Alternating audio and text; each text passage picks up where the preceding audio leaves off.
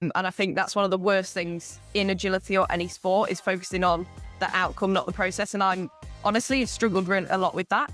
And I still do. I still have to really remind myself of that. People think, oh, once you've achieved it, happy days, you can relax, you've achieved it. But no, it's never, I think when you're really competitive as well, it's never enough. I think as well, especially these days, people are like, oh, just do it for the love, do it for the love. It's fine to also go, actually, a good part of why I do it is because I love competing. And there's nothing wrong with that. So I think accepting and admitting, I do want to win. There's nothing wrong with that at all. And that can be one of your whys, and it's definitely one of mine. Hi, everyone, and welcome to the Champions Journey. My name is Christoffer Endresen. I'm your host, and today we have a guest from the UK. Her name is Summer Clark. She did actually very well this year at the European Open. She managed to get a bronze medal, and you ran in medium, right? Yeah, that's it. Yeah, medium individual. Very good. And then she's been based on my notes, she's been on the GB team 2 times now, and for 2 years. And she is hosting her own podcast. Even I've had the pleasure of being a guest there. You should check that out. It's called Pause and Pursuit. I actually asked her when she asked me if I want to join the podcast. That it's a deal if you join my podcast as well, because I want to get your story. And how about we just start off, Summer, by going back to the time before you did agility? How did your world and life look like? I can't really remember life before agility, to be honest. I got my first dog when I was 8 in 2010. I'm now 24 and a half, so a long time ago. I always loved dogs as a little kid. I was obsessed. I was that weird dog girl at school, you know how it is. When I was 5, I had stuffed dogs and I'd drag them around the block on a lead, and people would say to my parents, just get the poor girl a dog. Like, this is ridiculous. My parents said, if you want a dog, you can save up for one. So I was about, I'd say 6 at the time. And I was like, right, fine, I'll save up for one. So every pound that I got of pocket money went towards this dog. Managed to save up a couple of £100 in 2 years. And my parents were like, right, she's dedicated enough, she can have a dog. But it had to be a border terrier because that's the dog that my parents liked. They liked that breed. They were like, if you're going to have a dog, it's got to be this one. My dad had worked with a few border terriers going into people's houses for his work and stuff, and he really liked them. So he was like, fine, you can get a border terrier. So I got Earl when I was 8 years old. My intention wasn't to do agility from the get-go. I knew what it was. Many of your listeners will remember Nintendo. I used to play Nintendogs on my 3DS, and there was agility in it. And I was like, this is really cool. How cool would it be to do it in real life? And I'd read about agility, stuff like that, but I never thought, right, I must do this. It was more like, oh, that's quite cool. But I just wanted a dog as a pet. So I got Earl, and my parents were like, right, you have to train this dog to be good in the house. Like, it has to be a well-behaved dog. So I took him to obedience class, my local obedience class, did that for a few weeks, and then one day saw an agility class going on the opposite end of the field. And I thought, oh, there it is. There it is in real life. That's cool. And my obedience instructor said, why don't you try it? So I tried it, and that was it. I did it every week and have been doing it every week since that day when I was about 9 years old. Yeah, Earl was my first dog, but being a terrier, very stubborn, very, very stubborn. So he wasn't an easy dog to train, but I managed it. That's really cool. I didn't know that there actually was a game where you could play agility on Nintendo. Yeah. Mm-hmm. Yeah, it was mainly a pet care game. So you just get a dog and look after it on the Nintendo 3DS. But then you could take it to competitions and dog shows, and agility was in that. So I was very, very good at it on this game. Obviously not that easy in real life. Yeah, that's true, but it's a great way to be introduced to dogs and simulate the experience as a first step, I would say. Exactly. Maybe that's why I found it quite easy when I did start doing it. Very cool. So I can totally get that there wasn't a life before agility, and I've heard a lot of people say that. Honestly, actually being 8 years old, I'm like, I can't remember anything past that point. Yeah. And in terms of training the dog, how often did you go for training when you were at that age, and how did you get there? Was it close by, or? It was once a week. I believe it was on a Sunday, and my mum took me. So my mum still to this day comes to shows with me. She has done all the shows with me literally since I was 8 years old to now, except the abroad ones, bless her. She has never been able to do the abroad ones, so the international ones, because she hasn't been able to get the time off work. So the most fun ones she hasn't been able to do, bless her, but all the others, she still comes with me. She loves it just as much as I do. She keeps saying she won't run a dog. She'll never do it. She just likes watching it. But yeah, my mum used to take me to the agility class. I think it was about a 10-minute drive, so it wasn't even that far. Yeah, it was a really nice, fun agility club that we went to. I then got asked, I think after about a year, I got asked to be on their display team. So that was a Thursday evening. So after a year, I then trained twice a week. So once on a Sunday, once on a Thursday evening. Then we go to different locations and do displays. So just for entertainment for the general public. I think there's about 6 of us on it. It was basically the people that the woman thought were the best on a Sunday class. She invited to this Thursday evening special class to do displays. And that was fun. And I think that was a good way into competing because the displays obviously weren't competitions, but it was still getting up and doing agility for an audience, but without the competition side of it. So I actually think that really helped me in a sense of once I did get to competition, for me, it was like, oh, I've been in this environment before, but now it's just, there's results involved, if that makes sense. So I think that was a really good kind of segue into competing for me as well. The display concept is not something that we're familiar with here. So could you like elaborate a little bit about like how does it work? What does it look like? Yeah, I think there was 6 of us on it. It was basically just the people from the Sunday class that my instructor thought, right, these people are taking it more seriously. They're doing really well. Their dogs are really consistent, stuff like that. So yeah, and that was every Thursday evening. And what we do is every month we would go to venues that would be, they'd hold like, not fun fairs, but events, maybe car boot sales, anything like that. Events where like family fun days, basically. We'd go, we'd have a ring and we literally just do agility. Often it was quite bizarre because often there'd be 2 of us running at once. So it'd be one course, but 2 of us would be running it at once. I can't exactly remember exactly how that worked, but it was fun. It was all just for fun. People would just stand around the ring and watch us and obviously be like, wow, I can't believe people can get dogs to do this. Yeah, that was pretty much what it was. It was about every month for a good year. I think I did that. So yeah, it was literally just putting on a performance for the general public, doing agility with our dogs. That was the whole concept. Yeah, it's interesting. I've never seen it, and it's kind of a new concept for me at least. It could be that other people listening in from other countries as well are familiar with this, but it's very interesting. And you touched on a very important point that I think is very overlooked in the community is that I can imagine at that time you weren't as good as you are right now in agility. No, I would like to think I've improved significantly since then, yes. Yes, very good. And I was so young as well, so I probably lacked a bit of physical coordination as well. So I'd like to think I'm a better handler now. Are amazed based on the ability to make a dog do something like that. And one of the things that I think most agility handlers take for granted is actually how good you are at teaching specific skills and shape behavior. Sorry, I completely lost you for like 30 seconds then. The video's gone and the connection's gone all strange. It's okay. I can do it again. Okay, yeah, repeat. Yeah, I'm back. Yeah, I can hear you, but I still can't see you for some reason. Okay. No, what I mentioned was that let's see if I can get it back. Where it started off from 2 seconds. Just give me a second. I can see the video now. It's back. I don't know why that was. It's saying I've got full connection. Yeah, it looks good from my side. But one of the points that back then you weren't as good as you are right now, but when you show that to the general public, they're still amazed by your ability to teach a dog skills like that and to sort of shape the behavior. And do you think that that is something that when you're in this bubble, agility bubble, that we take these things for granted?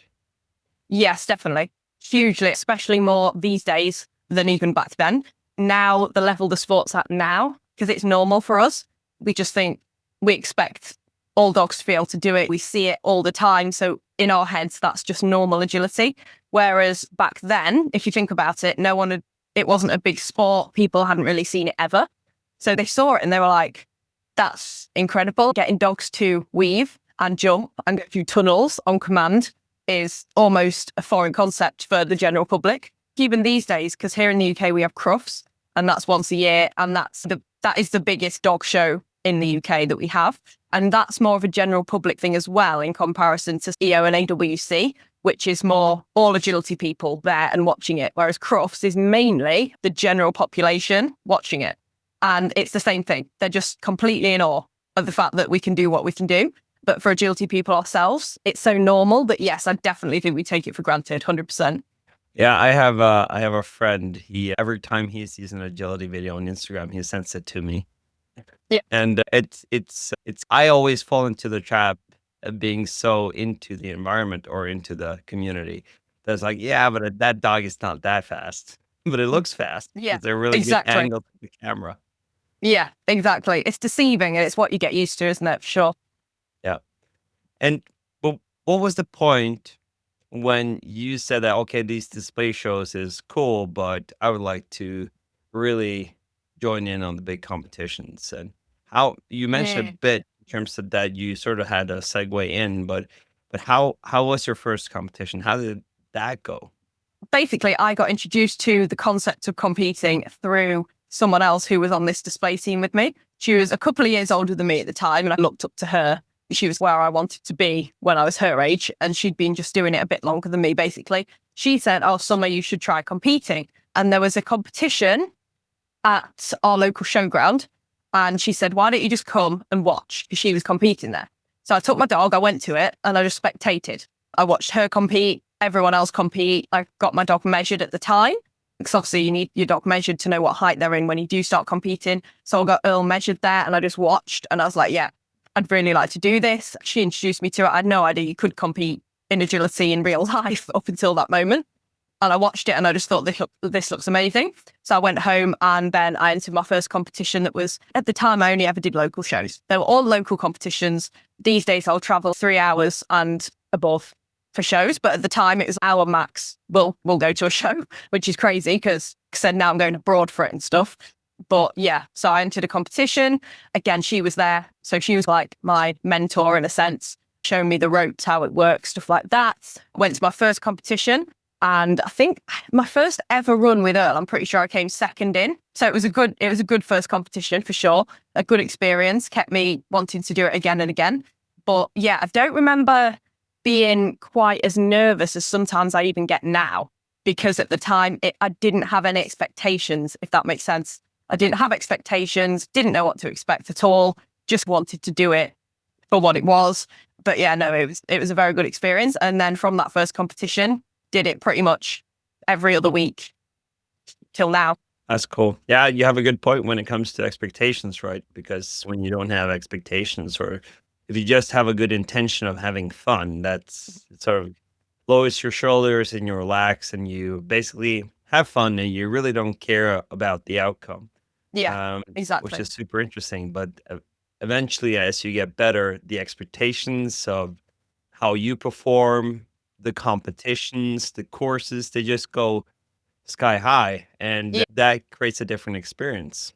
Yeah, not necessarily for the better either. I think it can often end up ruining it a little bit if you let that if you let it go too far. Because like I said, when I first started, I was just doing it for the pure enjoyment of the sport. I didn't even really understand or care as much about the competition side of it. So yeah, no, that has a huge effect for sure. Was there any particular time where that changed, where like when you look back, you probably didn't notice it when it was happening? Was there any particular time when you can look back and say that I started to change my expectations at that time? I think after I've been doing it about a year, I kind of started expecting progression more. And then I also got my second dog in 2014.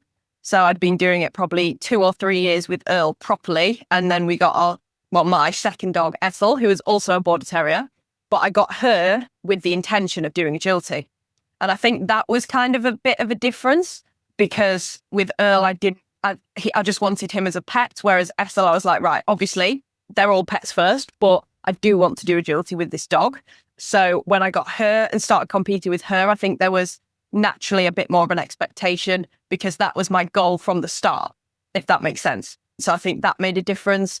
And then I'd say a year or so into competing with Ethel, I decided that I needed to change my trainer.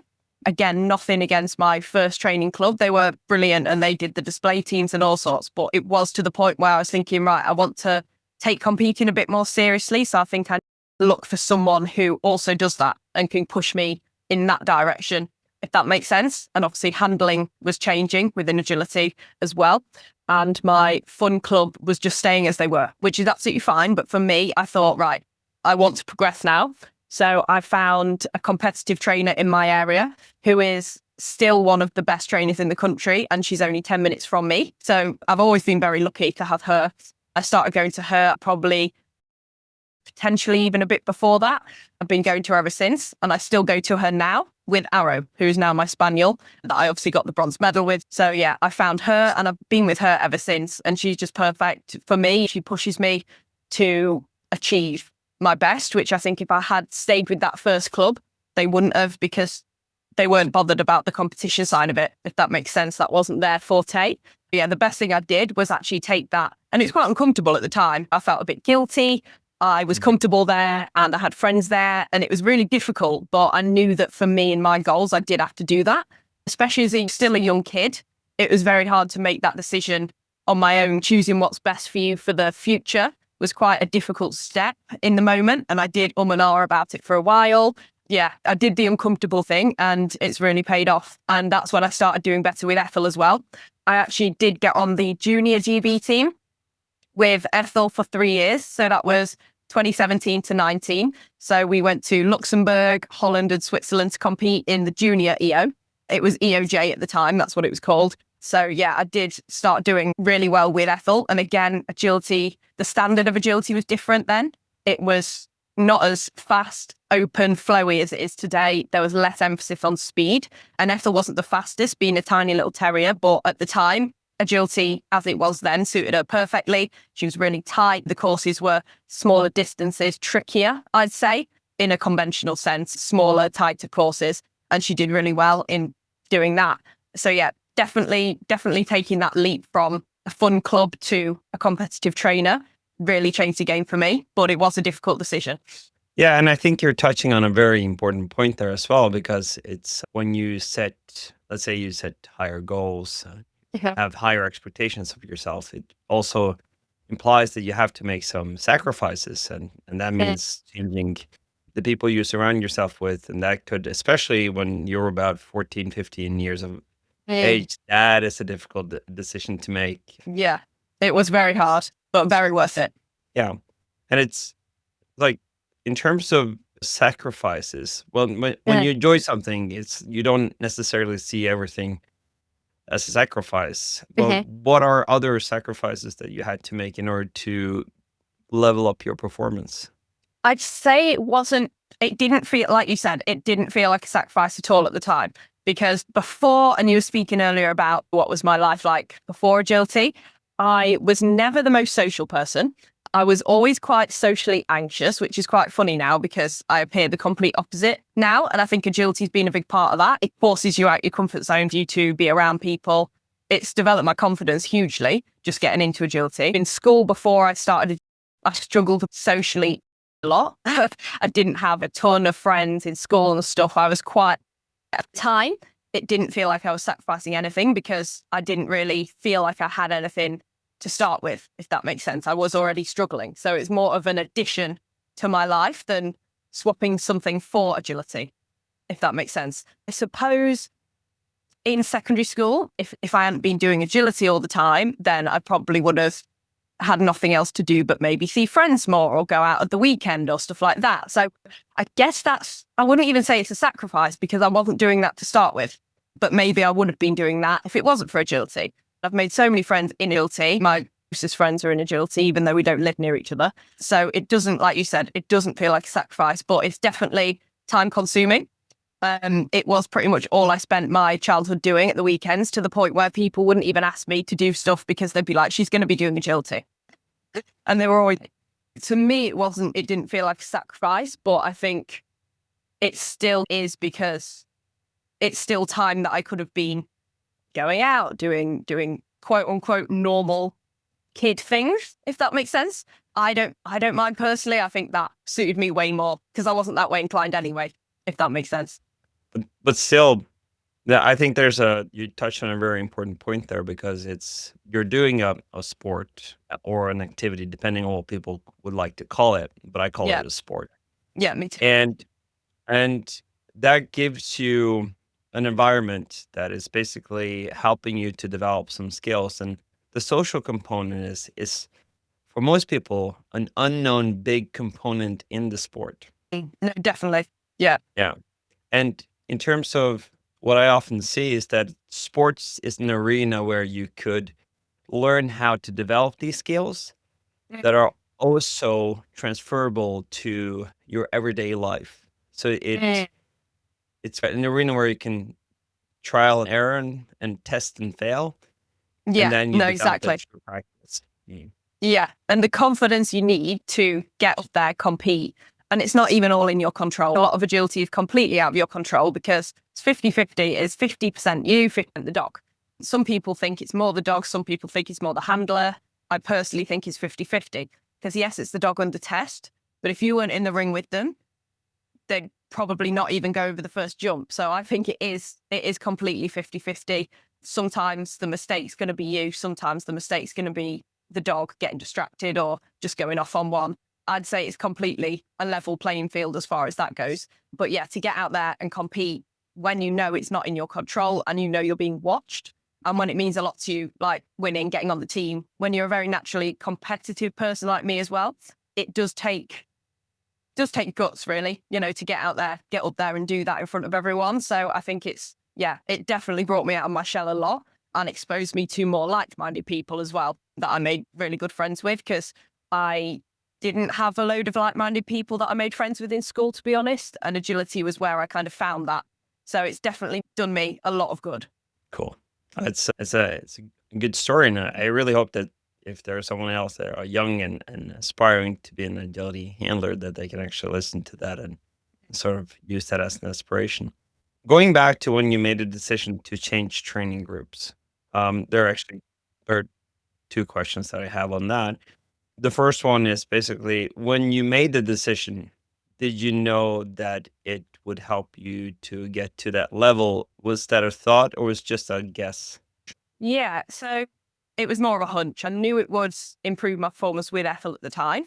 But yeah, I didn't know Team GB was a thing. When I tried out actually I tried out for the GB team with Ethel in 2016, for the team in 2017. However, the funny thing is, which most people don't know, is that I actually didn't know that it was tryouts for Team GB. When I did the competition, again, it was just a friend I've met through agility said, oh, there's this young kennel club event on this weekend, you should do it.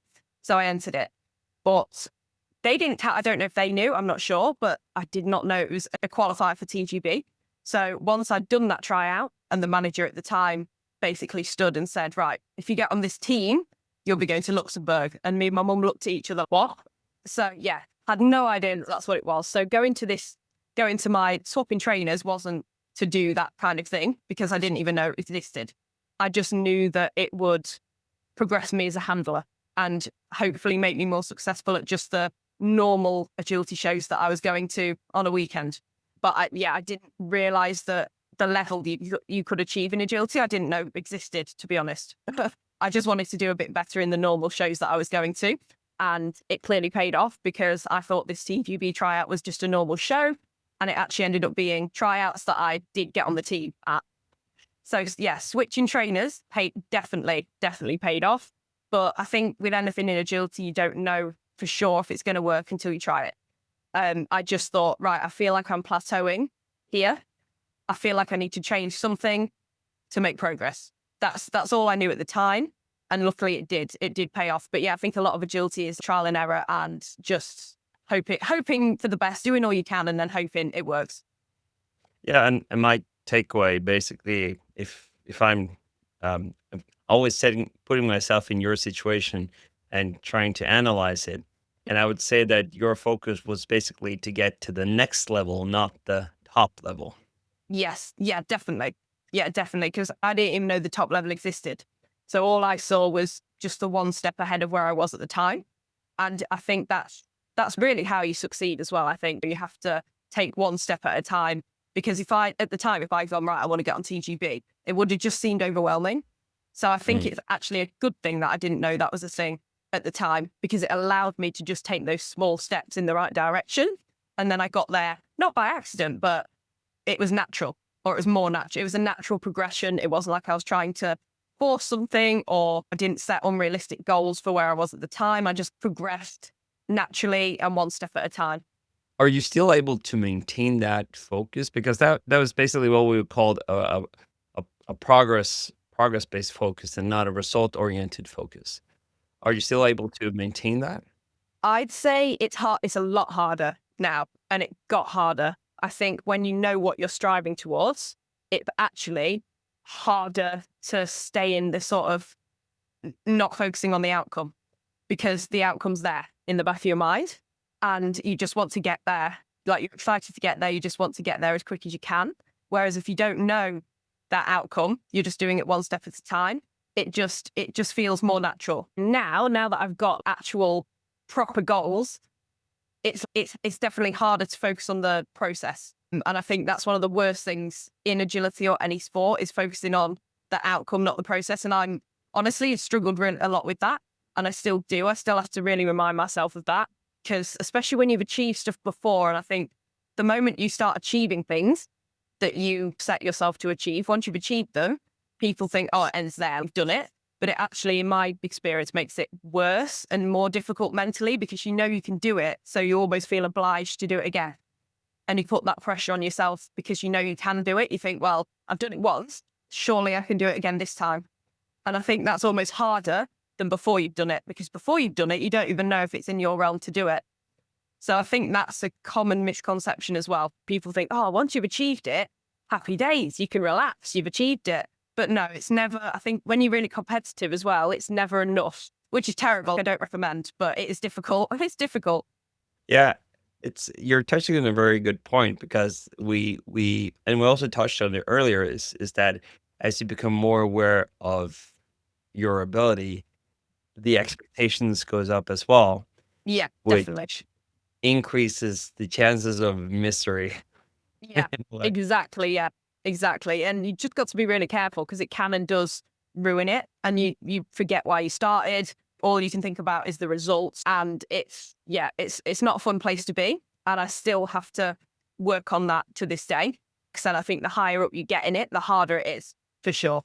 yeah, but I really love your honesty, because I think that this is something where the mental part comes in and is very important, because if you lose touch with your intention of starting with agility in the first place, then that could really ruin not just your performance, but the relationship with the dog, the enjoyment, Yeah, exactly.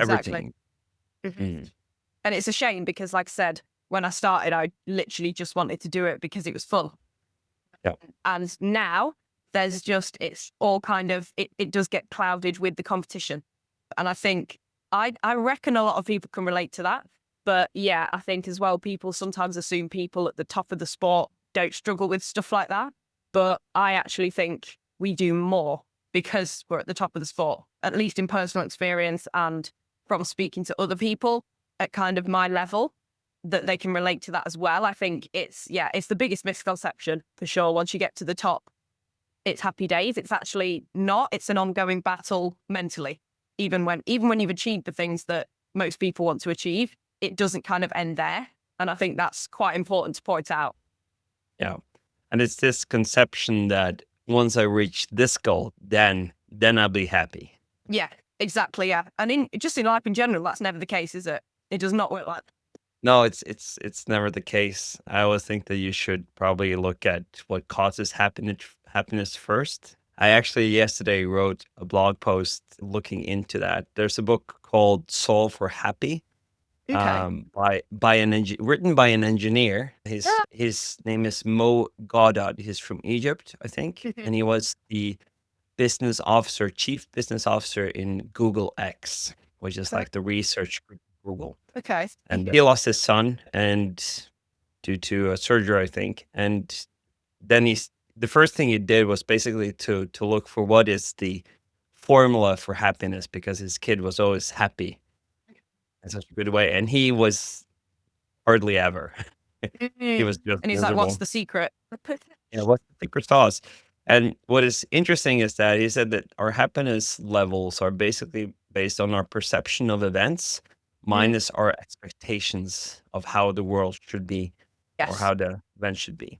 And I think that as you touched upon here is that as you level up more and more and more, you see that, oh, there's a whole lot of potential. There's a lot of things that we can accomplish. But as that is happening, my expectations of myself, my dog, my new dogs, or whatever, Mhm. it just increases, Yes, uh, exactly. and you're raising the bar. And you assume as well that because you have that expectation of yourself, you assume so does everyone else. And you don't know that, you just assume. Like you assume people are stood next to the ring and thinking, oh, she won this last year. She should be the one to do it again. You assume people are saying that when in reality they probably aren't. But it's almost like you convince yourself that's the case. And I suppose it's that not fear of judgment, but kind of just awareness of other people's opinions, I think definitely gets to you at that level for sure. Yeah, for sure. And it's also when let's say when if you come to the point where you win a championship, Mhm. you get on the podium, or you get a medal. What happens to our minds is that, oh, I got this new identity. Yeah, I need to exactly. protect. Yeah. Yes, exactly. So then your identity in your head becomes, I am the bronze medalist or I am the champ winner or something like that. And then you fear losing that identity. And Yeah. as you can tell, it's way deeper than, oh, it's just agility. It's definitely an identity thing. And I think some people struggle with it more than others. Yeah. And I think before you achieve that, you don't have that identity to lose. But once you have it, you don't want to lose it. So I think trying not to lose it is just as stressful and the pressure's even worse, in my opinion, trying to get it in the first place. I think Mm. trying to hold on to it once you've already got it is actually more pressure than just wanting to get it once in the first place. And it might not be the same for everyone, but that's something I've definitely found. And I think a lot of people don't realize. I think you're putting a finger into a wound for many people that are Yeah. listening to Yeah. this podcast. My wound as well. Yeah. No, but So, I would say that it's normal. We're yeah. human. We're not superhumans, everyone. But it's our default way of thinking. And I think that once you become aware of it, then you can start to make some changes around it. Mhm. And it's kind of keeping your ego in check. That's basically what you need to do in those situations. Yeah, And it's exactly. And just admitting it as well, admitting that it's hard, even when you are at the top level, I think is a key part of it. I've always been super competitive and always had very high standards for myself, even if sometimes they've been a little bit unrealistic, they're still there.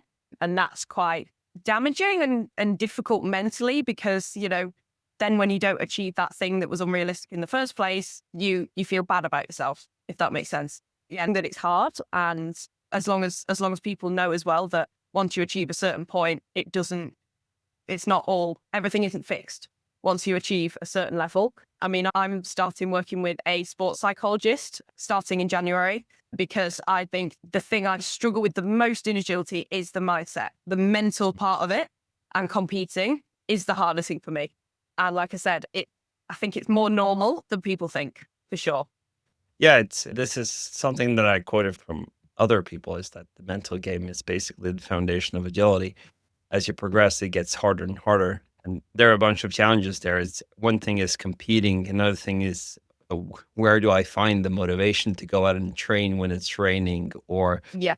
Mhm. uh, putting in the work that is required. As you said, also changing social groups to get a different coach to get to the next level. There's a bunch of hurdles in the way to do that as well. Yeah. Doing what's hard but necessary, I'd say. Yeah. And Definitely. that's super important. I would, one of my favorite reads, and I reread it often, is called The Common Denominator of Success.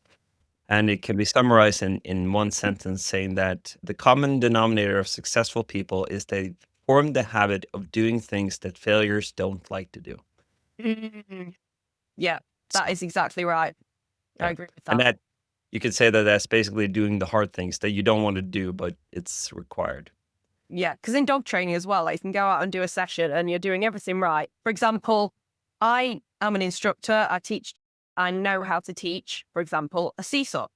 Yep, I researched it. I go to this amazing trainer that showed me how to do it step by step. The Arrow is my third dog that I've taught to do it, and he still has an issue with it. And it's a confidence thing. So one of my biggest challenges ever in agility has been Arrow's confidence. I got him in lockdown and he was already of a nervous disposition. So he hated, just life scared him. He hated agility. Just getting him to complete the course was almost impossible at the start in itself. And even though I definitely knew how to train the seesaw, I was doing all the training, I was putting the work in, I was doing it little sessions every day because I thought, right, we need to fix this issue. I was doing everything I could, getting all the help I could. He still has an issue with it. He still hates that bang at the end.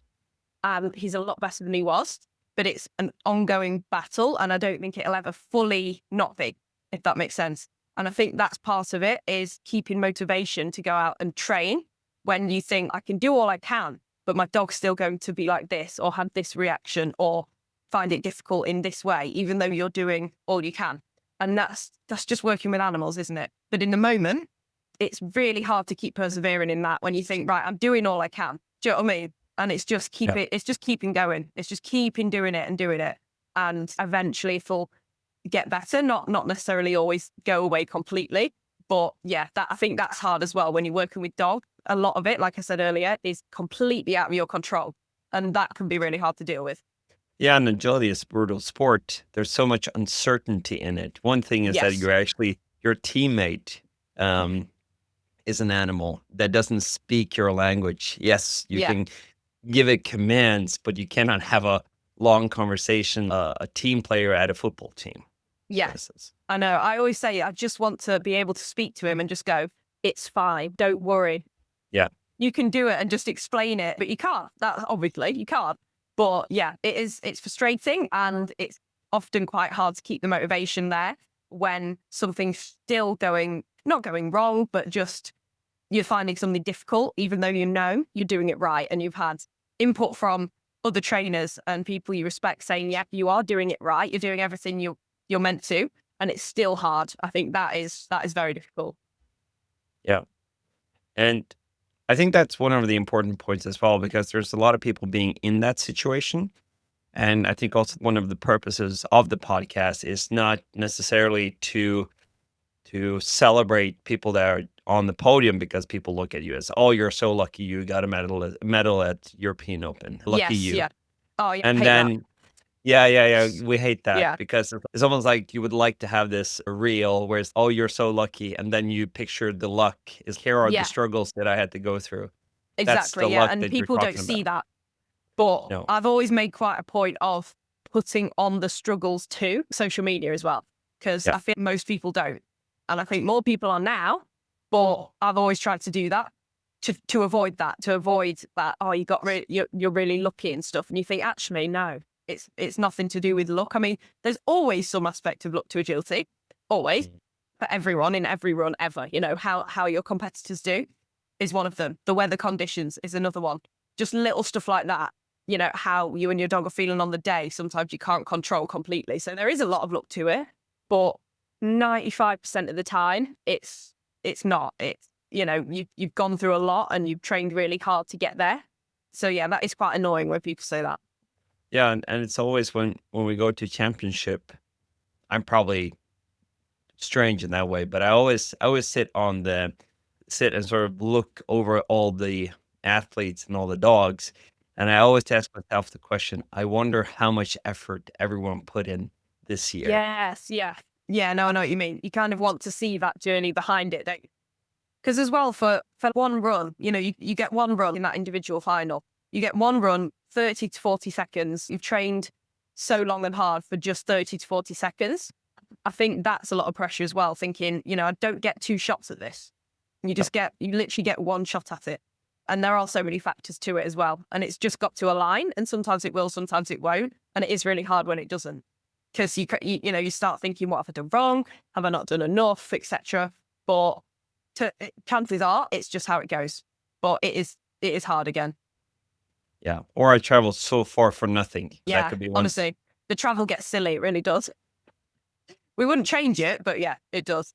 Yeah, but that's one of the things I know, especially with Italy, when we travel abroad for big competitions, and it doesn't go as you hoped in terms of the results and the outcome. And Yeah. for her, she can feel that it's kind of a waste that we spent the amount of money and traveled so far for Yeah. basically nothing.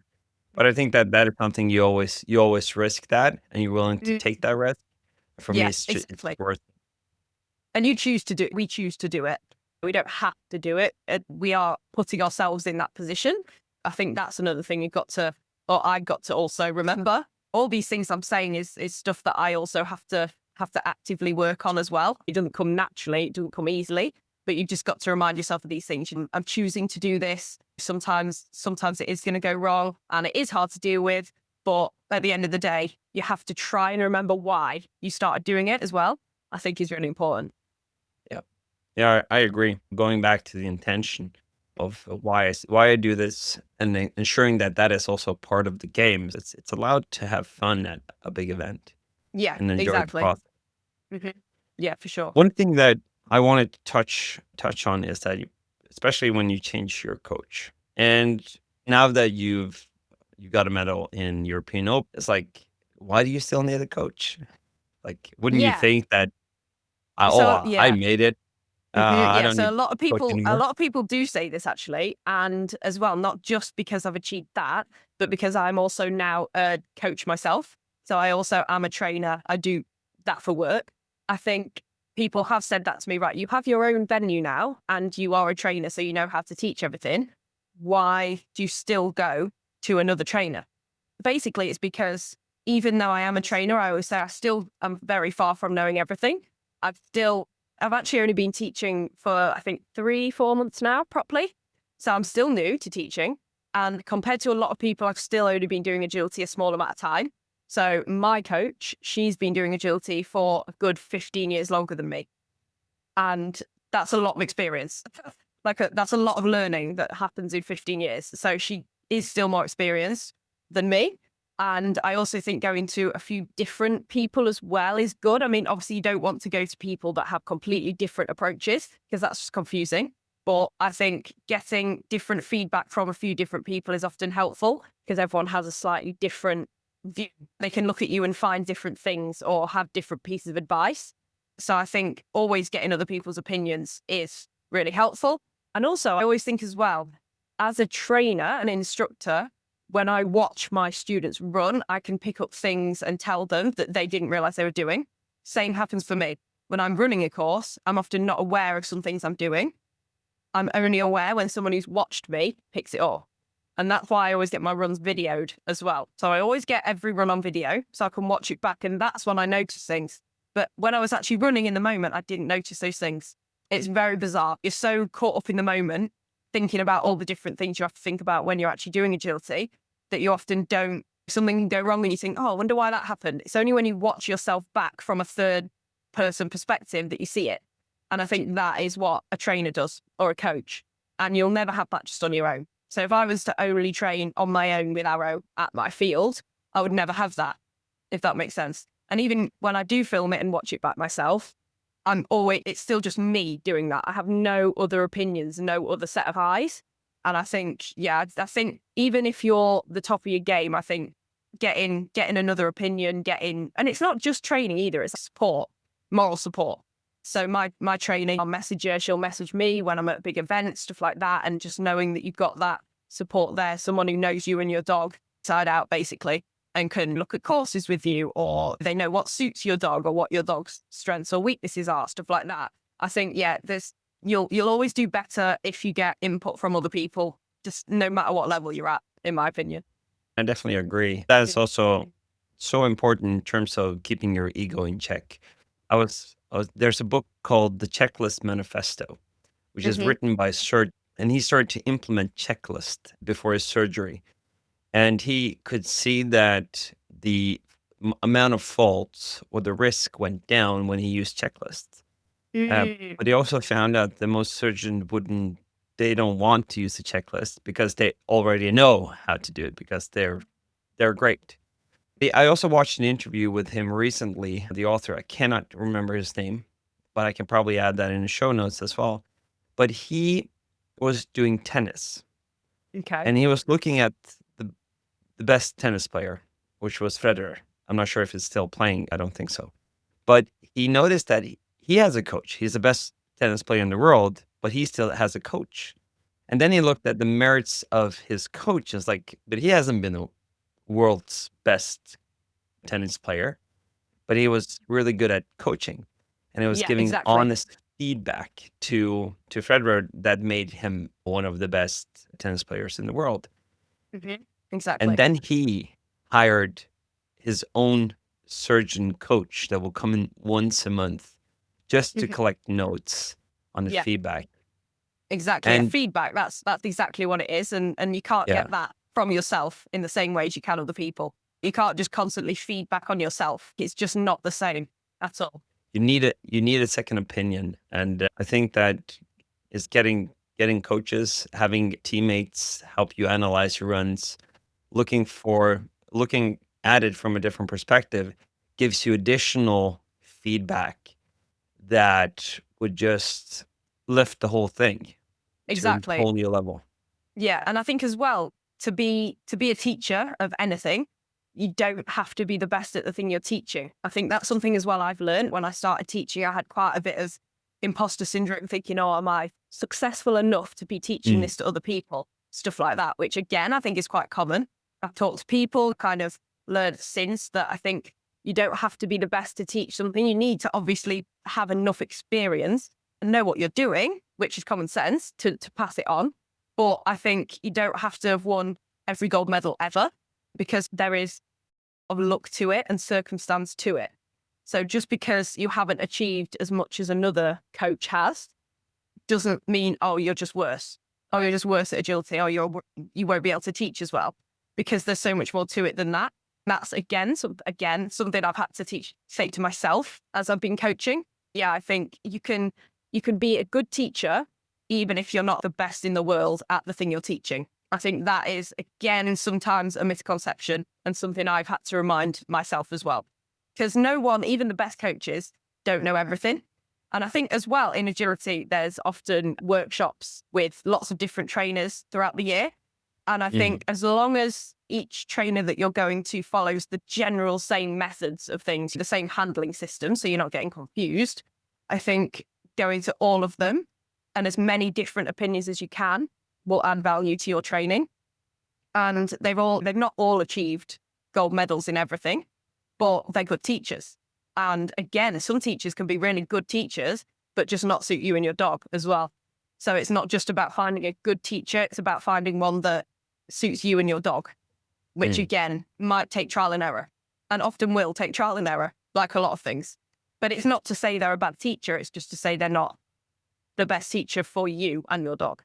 True. And I think it's also okay to have several. Yes. In terms of when it comes to mental training, I don't just rely on one person. And Yeah. I also say that to people that I coach, don't just rely on my take on it. You can also look at other perspective. The most important thing is that you get an increased awareness of things. And Yes, that you exactly. it gives you the tool that you need in order to go to the next level or to improve a thing.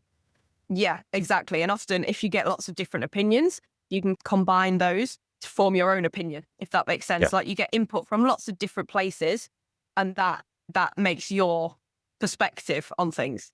And I just don't think you can get that just from one person, because then essentially you're just having the same opinions as them, if that makes sense. You have True. to get that knowledge from lots of different places to form your own opinion on something or knowledge about something. Definitely true. You also mentioned that you started now to become a coach. How was that for you to make that decision? I've always wanted to work with dogs, and I also, sounds terrible, but I hate being told what to do. So really, I have tried it before. I don't love being employed. I have always wanted to be my own boss, and obviously it's hard. There's a lot of challenges to it that you don't get from being employed. So it's not necessarily better, it's just different. I'd been teaching now, I'd say I started teaching for another club last year, so a year ago. And I did that for, I think, January, February, and March. I did that. I then started my own business at my own venue about 3 months ago. So when I came back from AWC, so end of September, I started teaching myself under my own business. I have struggled with a bit of imposter syndrome, thinking, am I good enough to teach? Have I achieved enough yet to teach? I think as long as you have the experience and you do your methods used to teach dogs, and I like to think I'm quite a good communicator with people as well. So you have to be kind of tactful as well with talking to people, I think, to be a good teacher as well. As long as you've got those qualities, I think you're absolutely fine. But yeah, it wasn't really I didn't decide in a moment, right, I'm going to become an agility instructor. It's been in the back of my mind for a while.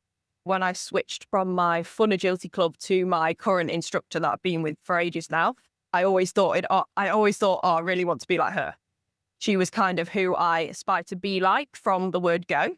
So that was always kind of in the back of my mind, if that makes sense. But there's a lot of factors to becoming an instructor, such as finding a venue, getting all your equipment, sorting classes. There's lots of behind the scenes stuff that needs to happen before you can even start.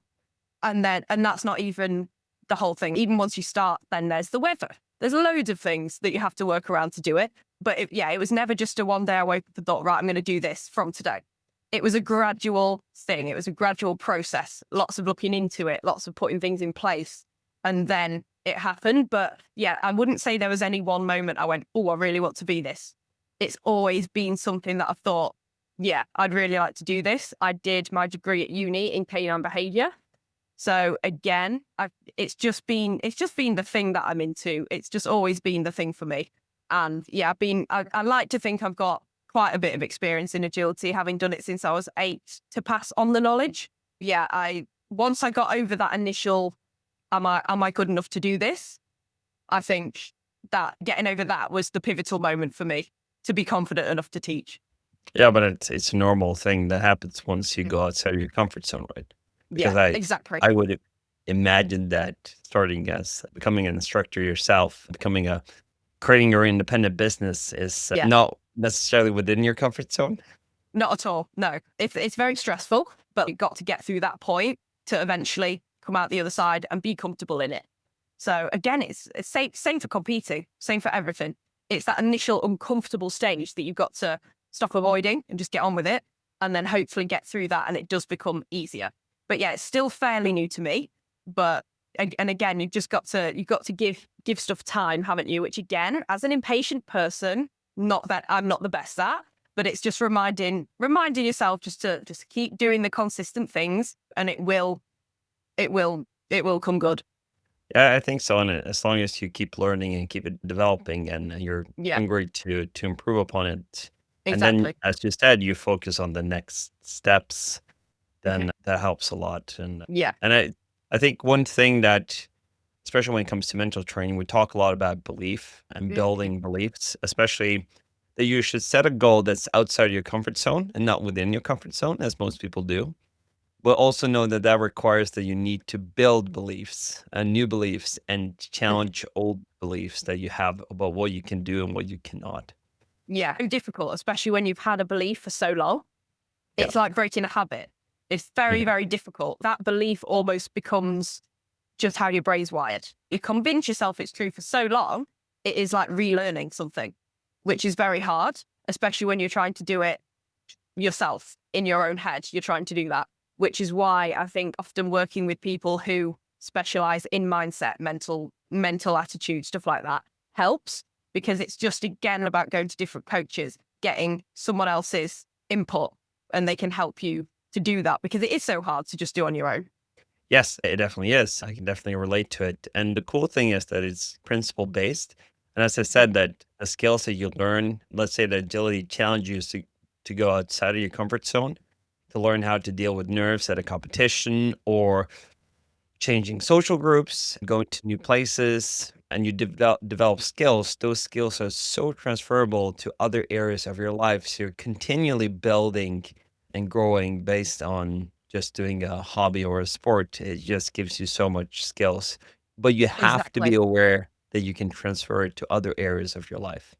Yes, yeah. And I think a lot of people don't realize that. They think, oh, this is just within agility. kind of thing. But I've noticed it in every aspect of my life. I'm a completely different person now than before I started agility. I mean, a lot of that is just growing up, obviously. But yeah, no, the confidence is insane because you just have to be. You have to be. If you want to do well, you have to have at least some level of confidence to get up there and do it in the first place, no matter the results. And it's only through just making yourself do it in the first place that happens. There's no other way around it at all. Yeah, it's a very that's why I love sports, and for me personally, sports has also been a huge confidence boost for me as well because I wasn't born an athlete. I was more Yeah, exactly. I was born like a ball. I would say I would I would I I didn't run. I was rolling. Well, it's the same for me. I was never, like I said, I was never a sporty kid. Like I didn't do any other sports. I think I did do cross country for like a year before Mm. before I got into agility. I always have liked running, but I was never that kid in school that people were like, oh, she's really naturally athletic. I did enjoy running, but I was never fantastic at it. I did do a bit of cross country, and then I think I was asked to compete in a county competition and it fell on an agility weekend. So I was like, well, that's not happening then, is it? Yeah. What comes to my mind is like one of my favorite sports psychologists. His name is Bill Beswick. He's from the UK, and he used to work with Manchester United, different sports clubs. I was a basketball coach back in the days as well, and he talks about that this balance between talent and character. The talent can get you so far, but character is what will take you above and beyond. And in Yes. terms of character, what are some of the character traits that you think is necessary to do well in agility and continually improve and progress? I'd say the biggest thing is resilience Mm, because working with dogs, something that's so uncertain, it's going to go wrong a lot. And I think if you don't have resilience, it is just way easier just to think, oh, I give up. I'm not even trying because it's so difficult. I think resilience is the biggest character trait that will keep you in the sport and allow you to get better and do well in the long run. That's definitely the main character trait. And even if you're not born, or if you don't think you've been born as a resilient person, you can build it through just keeping going. And I think agility has built a lot of resilience in me because you kind of don't have a choice. It's either quit or just keep trying. When something means a lot to you, you just keep trying. And through doing that, you do build a level of resilience. Not easy at all. But I think even if you don't think you're a resilient person, don't think, oh, agility is not for me then, because you can build it by just doing it. And I'd say that's important to note. You don't have to be a naturally resilient person to do agility, but if you want to, I think, progress and get to the top level, you do have to build it on the way. And resilience, definitely the main character trait I think that's necessary if you're going to do well in agility. Patience as well. I love to, not just as far as competing goes, but just the dog process. Again, it doesn't happen overnight. It takes years to build a good agility dog, from starting the foundations when you first bring them home at 10 weeks old. You start, and I'm not on about training. Obviously, you don't do a lot of training at that age, but it all starts, doesn't it? You start building that relationship with the dog. You might start teaching it to sit, basic stuff like that. It does all start from that early on. And it takes a good at least 3 years to get to a substantial level in the sport. And that's quite a long time, really, in the big scheme of things. It feels like a long time. So yeah, patience and resilience, I'd say the two main things as far as success goes in agility, because without either of those, it's going to be way easier to just quit when it gets hard, for sure. and it will get hard. And it will. Yeah, Yeah, quite quickly.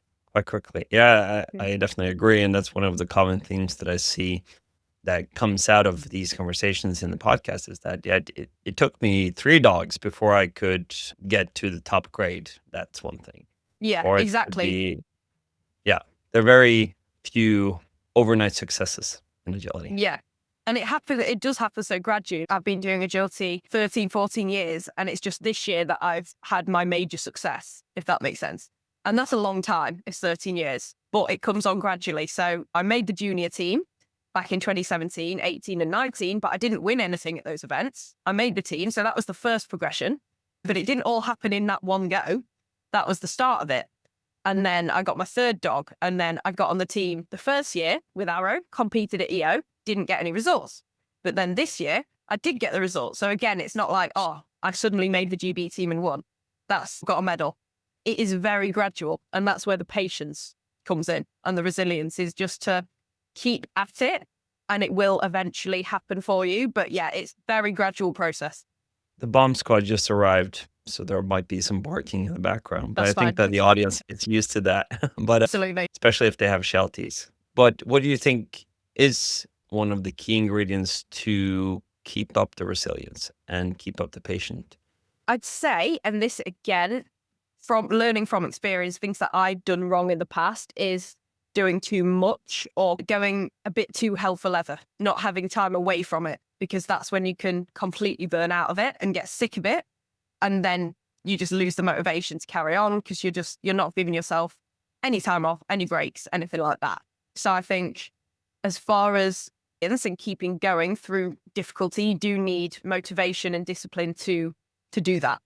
And I think if you just try to power through and push the whole time, you are just going to burn yourself out. So I think taking a step back and having a break is important. And again, that's something that I've struggled with in every aspect of life. I'm go, push myself too hard and then completely burn out and don't want to do it. And I think that is, if people can learn from that mistake that I've made, I don't recommend doing that. And patience wise, again, I think patience and resilience go hand in hand. I think if you're resilient, then the patience just comes because you just keep going. And by keeping going, you are being patient because, again, you're not expecting it to happen overnight and it never does. So I think it's not something you can really just make yourself be. It comes for. Yeah, and it definitely can be developed. One of the things that I think is important is always go back to the intention, like Yes. why your why. are you doing it? Yeah. Yeah. And remember why you started. Why did I start doing agility when I was 8, 9? Why was that? And it's actually nothing to do with competing or Team GB or anything like that. But you just forget, especially when something's that long ago. Yes, and sometimes the motive and the reason why changes as well. It develops, but you can have multiple reasons why, and it's probably a good recommendation that you have several sources or reasons to do what you're doing. Yeah, and I also think just accepting, if you're a really competitive person and winning means a lot to you, it's not being ashamed of that. Because I think as well, especially these days, people are like, oh, just do it for the love, do it for the love. It's fine to also go, actually, a good part of why I do it is because I love competing. And there's nothing wrong with that, to just admit, yeah, I really want to win. I feel like that's something that they don't want to just say or admit, oh yeah, I want to win. I feel like that's not something, I feel like people think they should say, oh, I'm not bothered if I win or not. I just do it because I love doing it with my dog, which it should be the fundamental why behind why you're doing it. But also just saying, yeah, no, I'm motivated to win. Like I'm a competitive person is also absolutely fine. And one of my whys is competing. I do love competing. I think if I didn't do agility, I'd find something to compete in. I do love competing to win. And there's nothing wrong with that at all. And I think, yeah, like you said, you can have more than one why. You can have, I'm doing this because I love doing an activity with my dog. But then another why can be because I'm really motivated in a competition setting, because I do want to win. I always say, I think if no one wanted to win, if no one was bothered about winning, we probably wouldn't spend all the time, money, all of that, traveling to, entering, paying for competitions, putting ourselves through the pressure. I think if we didn't want to win, let's be honest, would we even be competing? We probably wouldn't. We'd probably just train our dogs. So I think accepting and admitting, yeah, I do want to win. There's nothing wrong with that at all. And that can be one of your whys, and it's definitely one of mine. Yeah, I definitely agree. And there's nothing wrong with it. If anyone kind of feels a shame attached to the desire to win, put on Frozen and sing Let It Go, because it's one of the reasons. But I think that the danger is, and why a lot of people talk that it shouldn't be, the important part is when it becomes the only reason. That's yes, exactly. The danger. Yeah, exactly. That's when you lose a love for it. You don't want to do it anymore. That's when you can lose that resilience, because you just think, I'm not winning, therefore I don't see why I'm doing this. And that's when you need a more deep-rooted why. Definitely. Yeah, you definitely can't just have, I don't think you can have one or the other.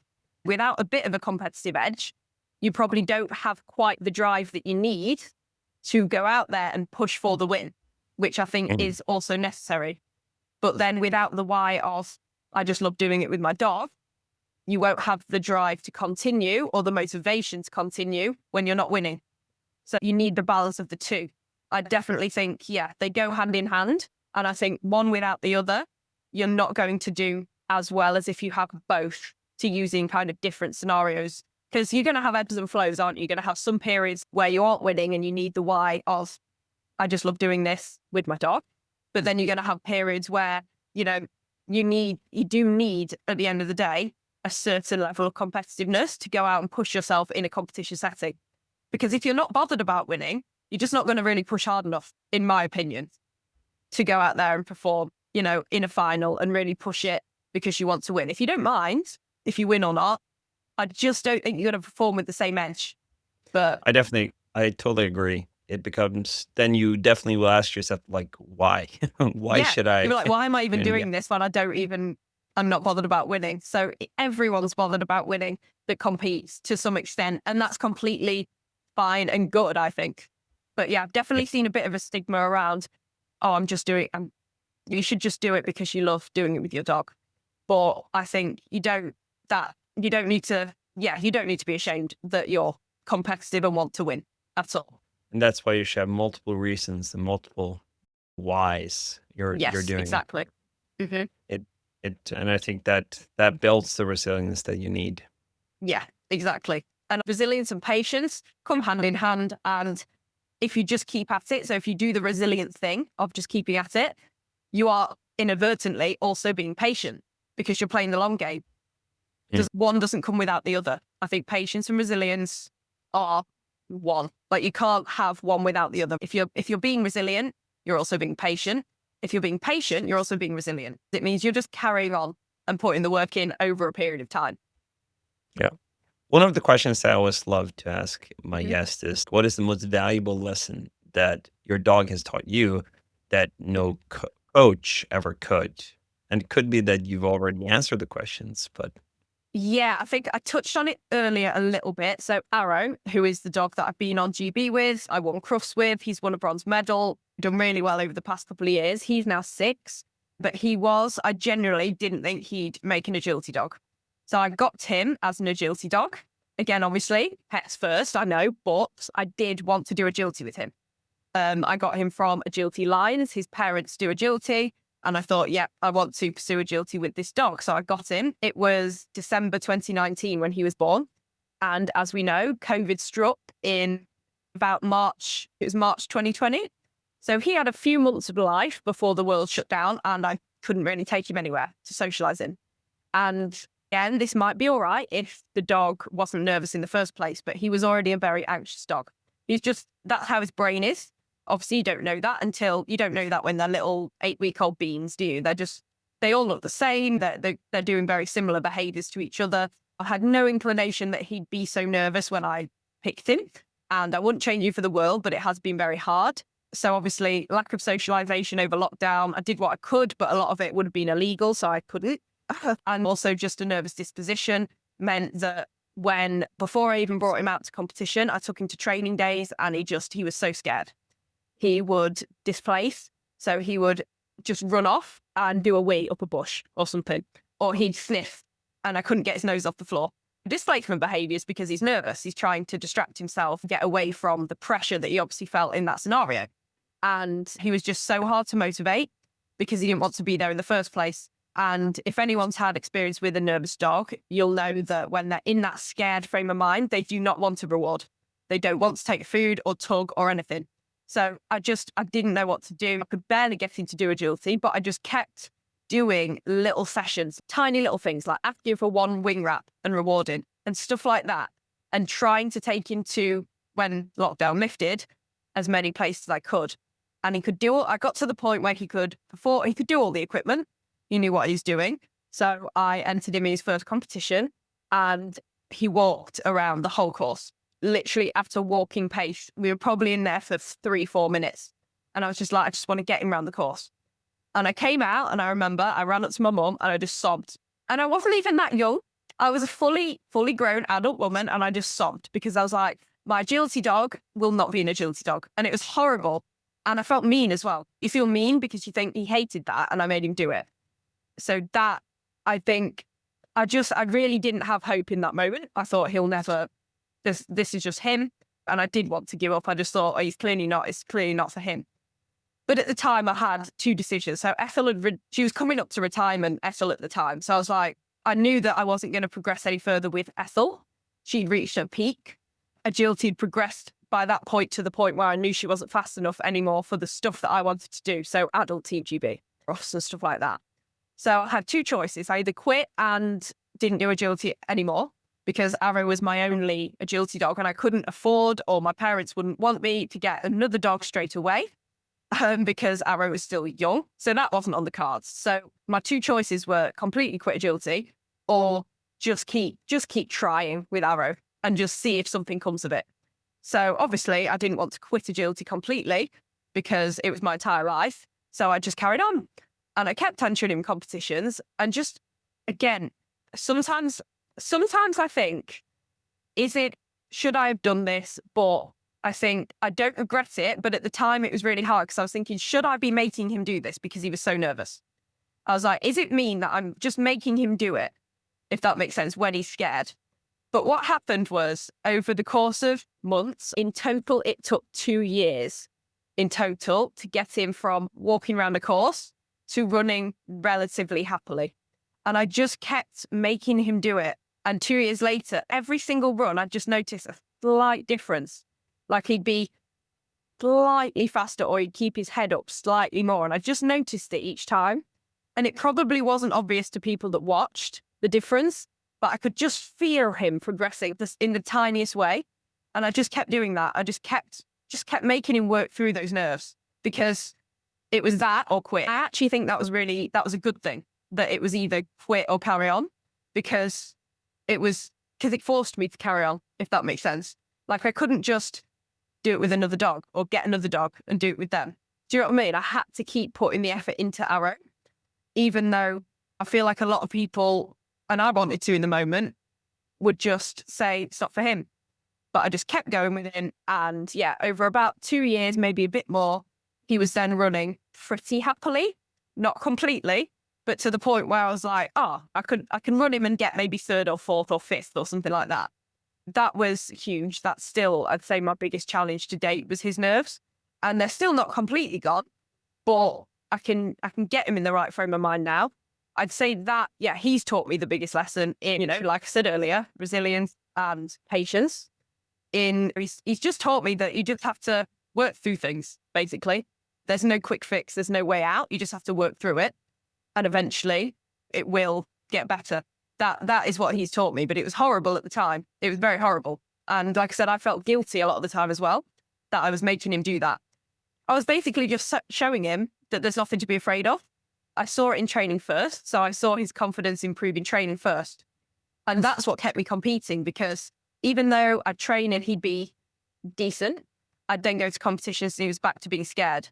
But because I saw that potential. So I was like, that's in there, and I had hope that it would come out in competition, and it eventually did. So he taught me the most in that resilience and patience. Like I said, with Ethel, yes, she was a stubborn terrier, but I never had that issue with her, like ever. She never had any nerves at all.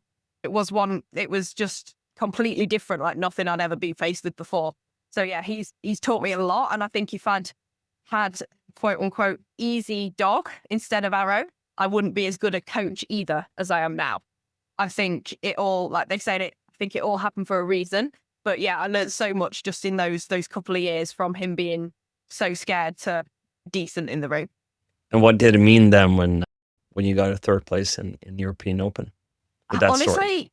yeah. So I generally, even when I did get him confident in the ring, I still never thought he'd achieve stuff like Team GB or Crufts or anything like that, because he was confident, but he wasn't winning everything because he still wasn't fully confident.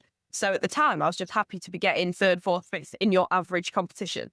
I just kept that up. I just kept going and going until it got to a point where he was competing and he was winning. And I thought, oh, he's actually looking like he's one of the fastest dogs in medium at the moment. So even then, without even thinking about EO or GB or anything, I just thought, wow, I can't believe he's gone from walking around the course to actually winning and being one of the fastest dogs on the circuit at the moment. And it was kind of just realizing that. It's like, oh, he's actually got so much potential. And then we got on we actually got asked to be white dog at the junior EO, which was in the UK in 2023. And he did really well there. So I ran him. And I think that was a good segue into it because I was running at international competition, but it was in our country at a venue that we'd been to before. And I wasn't under competition. It was just as a white dog. So that allowed me to go in with less anxiety. And as a result, he also had less anxiety and he ran well. So that gave me the confidence thinking, we can run in an international scene, stuff like that. Then the following year, we tried out for the GB team. And again, I really didn't expect it to get on, but we did get on. Then we competed in, again, same venue as the junior one in the UK in 2024. Didn't get any results. But again, I was just like, I'm really happy that he's ran so confidently. And then obviously we tried out again, got on again, went to Portugal this year. And again, he's one of those dogs that if he goes clear, he generally these days is in the top at least 5 because of his speed. But because of he still does have those nervous tendencies. So on the start line is one of the problems. I can tell if it's going to be a good run or not on the start line. If I don't have him fully focused on me with his head up, the run's not going to go to plan. So the battle starts on that start line. And my first job is to get him ready on the start line to the point where I can release him and think, yeah, he's in the game. If that's not there, and sometimes there's nothing I can do, sometimes he's just not there. It's not going to go as well. He's not going to be as fast or focused or anything like that. And we had the seesaw issue as well, which he still doesn't love a seesaw. But I think that's going to be an ongoing battle, to be honest. He knows his job. He's fine in training at competition. You can still see he's worried on the start line and he's worried about the seesaw. But again, I can't change that about him. But I think it's accepting that is who he is. And it's just working with that instead of trying to change it completely, if that makes sense. But yeah, EO, again, expectations weren't hugely high because of how hard work it's all been. And I know how he is, especially in that environment. And also the travel. So it was his first time ever traveling abroad was EO in Portugal. And I did wonder how the travel aspect had affected him because getting on the ferry, all the different things that were happening, I thought he's sensitive. It's going to affect him surely. But he seemed fine. But yeah, my expectations weren't hugely high. Then we came third in the jumping round. So the individual jumping round, which I was just happy. I was just happy with that. I was like, oh, no way, that's crazy. So I was really happy with that. That obviously meant that we went through to the final. I was walking the course of the final and I thought, when you just walk a course and you think, this is right up our street. This just suits us down to a T. It meant I didn't need to put him in a start line weight. I could just get him revved up and throw him over the first jump because it was a send away start. So I was like, fantastic, that I'm going to get him. I'll be able to get him on the start line. Seesaw was kind of in the middle-ish of the course. If it's jump, then seesaw. He's really scared of the seesaw, hates it when it's first. If it's at the end, he often comes off too early. I've done all the training. It's just him. He overthinks it. So this, again, seesaw, I was happy with where it was in the course. So it was I just thought this is perfect. And I honestly just went in and ran it with no expectations. And it obviously my favorite run to date. It felt so nice. It just flowed. I had him on the start line and he wasn't affected by the crowd, anything like that, which I thought he might be. We obviously hadn't been affected by the travel at all, but it was just completely unexpected. And I think that's when it goes better. That's always when I do better, is when I go in with less pressure, less expectation. It's really hard to do that, but because I'd never achieved anything like it before, I didn't go in thinking, oh, I can get a medal here. I didn't think that at all. And I think that's why I did actually end up getting the medal, if that makes sense. Yes. To me, it makes sense because you're not putting in the intention to win, but you're focusing on doing your very best. Yeah, exactly. But I think now we've won the medal, my biggest challenge now going into next year, well, we've got the tryouts first, obviously, but even going into that, my biggest challenge now will be thinking, just because we've done it once doesn't mean I should go in thinking, right, we have to do it again, or we will do it again, or anything like that. That's now going to be the biggest challenge. It's trying to maintain the mindset that I had in that final with less expectation and less pressure. And it's hard to maintain after you've done it once at the start of this episode. But that will now be my biggest challenge mentally. Now we've done it. I definitely agree. One of the things that you probably heard me say this before, but it's like after every big event, we always say that score is 0-0. Yes, There are many reasons why we do that. It's because it's first of all, it's you reset the game. So everyone gets a fair chance. And you know that everyone is putting in the work. But it's also resetting the expectations because next year's events or tryouts is not going to be the same. So you cannot necessarily expect the same. That is important to have. Yeah. I definitely like that approach, because if you don't have that approach, then you just get in your head about it way too much. And the more pressure I'm under, the worse I perform. And I think that's probably the same for most people in competition. So yeah, the 0-0 approach is huge, definitely. Yeah. And there's another thing as well, which I think, especially in cycling, they call the world champion shirt, because then you get to wear a world champion shirt throughout the next season. They always said that shirt was cursed. Yes, because you don't want to lose it. You want to keep it. Yeah, exactly. You don't want to lose it. And I think keeping something is worse than the pressure of getting it in the first place, because before you know what there is to lose once you've had it, whereas before you have it, you don't really have that to lose. There's nothing to lose. Exactly. Yeah. And that was me. I had nothing to lose in that final. I had absolutely nothing to lose. Couldn't believe he'd even got there, after everything that's happened to him and stuff. So, now I think I know how good it feels to get that. You want it again, for sure. Yes. But the thing is also with the 0-0 thing, it's if you put in the intention that, let's say you get a medal and you do really well at a big championship, it's like you're only allowed to have that for a day. It's not like you get to have it for a year. Yeah. And that the way that I view it is that it takes off the pressure of protecting it. So you don't need to protect it anymore. Yes. At the same time, it creates a hunger to go out and to get better for next year. Yeah. Because no, exactly. You only get to have it one day. Yeah. And as well, I think something that everyone needs to remember, myself included, is that everyone not forgets, but moves on. Yes, you can have this huge success one year, but then chances are no one's going to be at the next event thinking, oh, this person should do it again. Everyone's just, that was last year. People move on generally. So as far as the fear of judgment goes from other people, you've just got to remember people probably aren't stood there thinking about you. They're thinking about what's going on now. That was a year ago. No one's holding it over you. It's probably not that deep. And it's just remembering that. Correct. In terms of, you shared your journey and it's been extremely fun to listen to and getting to know you more. And what is the next thing on your journey now going forward? We know about the coaching part, being an instructor, but so definitely building that aspect of my agility life as far as being a coach and getting better at that. But competing wise, I've got tryouts for GB again in February and March. So that's the next thing. And again, I always say I've got an October curse. So every year in October, something happens. For the past 3 years, something has happened to set me back in October. 1 year, I had an injury. 2nd year, I had another injury. This year, Arrow had a little niggle, and it's in October. So our prep over winter has not been good for the past 3 years, but we've still managed to. The thing filling me with confidence is we proved that we can still come back from that and do well in that following year. So it's not stressing me out this year as much as it did in previous years because we've been there before. Currently, we're still building back from this niggle Arrow had back in October. So prep's not been what I wanted it to be.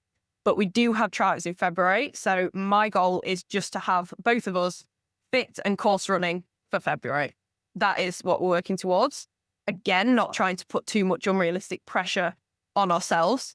We proved we can do it. We proved we can do well internationally. So it's just now holding it together for that February, March tryout period My mindset will be the main thing that I'll be going in working on for that period, because I've trained Arrow. He knows all the things. I know what I'm doing with the handling. It's the mental side that I'm definitely dialing down on more this year coming, to do more work on my mindset around agility and competing this year. I think I've focused so heavily on other areas like the training, the Arrow, stuff like that. I think now the not missing piece, but thing that is holding me back more than anything is the mindset. So 2026 going to be about me sorting that out for sure and getting better with that. But yeah, tryouts Feb and March, and then we've got Crufts as well. So the big UK show in March. So yeah, February and March are pretty stressful times here in the UK, to be honest. 3 kind of major days of competing over those 2 months. So we're prepping for those currently as best we can, despite the October curse. So that's what's next. And then obviously from the tryouts, I'd love to get on the team again for EO and AWC, which will be end of the summer. So yeah, they're kind of my priorities. And then between then, next year will just be normal shows, which I generally use for training for the big events if I'm to get on them. Even if I don't get on them, there's things like qualifying for Crufts again, Olympia, another thing we have here in the UK. So yeah, even without the Team GB side, there's still lots to get on with, aim for. Yeah, tryouts and Crufts, main goals at the moment for what's coming. That's really cool. And I liked your perspective in terms of using other competitions as training for big events. That's exactly. a smart way of training, smart way of thinking about it. I really like that. Where can people find you and follow you? I'm on pretty much every social media platform at Pause in Pursuit, Instagram, TikTok, YouTube, Facebook, everything. Then my podcast is obviously the Pause in Pursuit podcast. That's on Spotify and Apple Podcasts. I'm currently having a little winter break for the past few weeks, but the season 4 starts on the 7th of January. So I'll be back to it then, including your episode. So yeah, everyone make sure you follow that. That will be really cool. I look forward to hearing it. I always first question, what did I say on that podcast?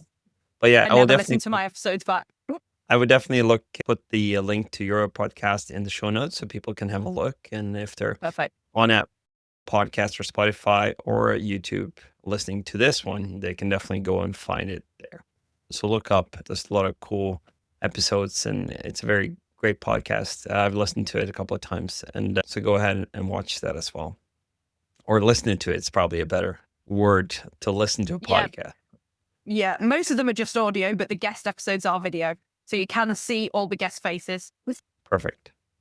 Thank you so much, Summer, for joining the Champions Journey and sharing your journey. It's been really fun. There's been a lot of insights, and I hope that this episode will prompt people to struggle well and be persistent and patient in their efforts. Absolutely. Hopefully some stereotypes broken of people who compete at the top of the sport. Yeah, it's not what people think, so. There are humans too. Exactly. No, it's been fun. Thank you. Thank you for joining us on this episode of The Champion's Journey. A huge thanks to Summer Clark for sharing her story, her insights, and honesty about the realities of competing at the highest level. If you enjoyed this conversation, please subscribe, leave a review, and share this podcast with your friends. And don't forget the links to Summer's podcast and social media and all the other resources mentioned today are in the show notes. Until next time, keep striving, stay resilient, and remember to enjoy the journey.